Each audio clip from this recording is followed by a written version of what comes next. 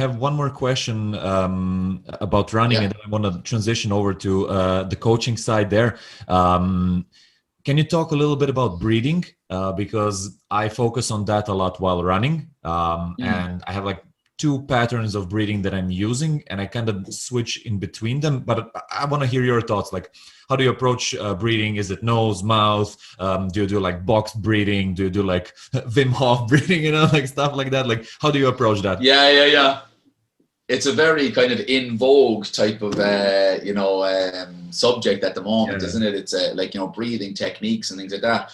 What I like to do when I first start running is I warm up my diaphragm. So the diaphragm is that muscle that sits underneath the lungs that basically, causes the rib cage to, to compress and decompress and actually pulls air into your lungs. So that's a muscle. And so like this is very funny. Not actually funny, it's more miserable than anything.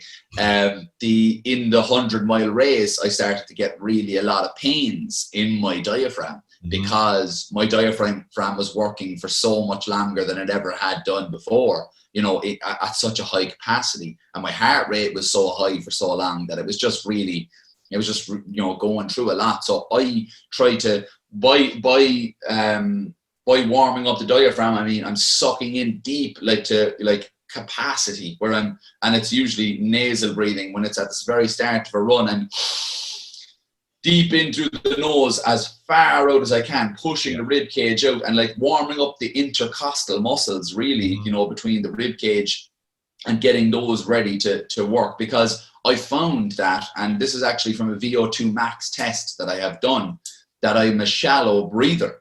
That I actually breathe quite shallow, like quite rapidly when I'm doing high intensity exercise, which is not efficient.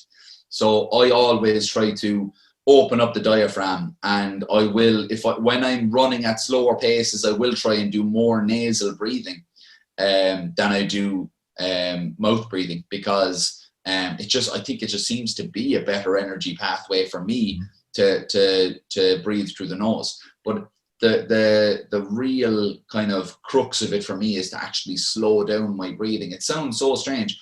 I slow down my breathing during higher intensity work exercise because I'm getting more oxygen into the blood and I'm getting more out of the breath, So it's very important for me to just, 1, warm up the diaphragm, and 2, be conscious of my breathing throughout. And it doesn't, if people find it quite difficult at the start to do like nasal breathing and things like that, slow the pace way down, and slow it down to the point where you can easily do 10 full breaths in your nose and out your nose. Mouth closed is what I would say, mouth closed breathing. So you've got your mouth closed breathing for 10 breaths, and then go to your normal breath, but keep a hold of it, because I find that I've left it kind of just go when I'm huffing up the side of a hill or something like that. I find that I'm really trying to slow it down, doing through the nose and through the mouth at the same time, filling up my lungs, and even 3 or 4 breaths like that helps me to regulate it a bit more. Awesome. Thanks for that, man. I'm definitely going to remember that. Play around with it. I never do like warm-ups for the diaphragm before, but I'll take that advice. Thanks. Hey, thanks for watching this video. If you want to see the full version, go to the Uncle Gold Podcast YouTube channel or watch the next clip.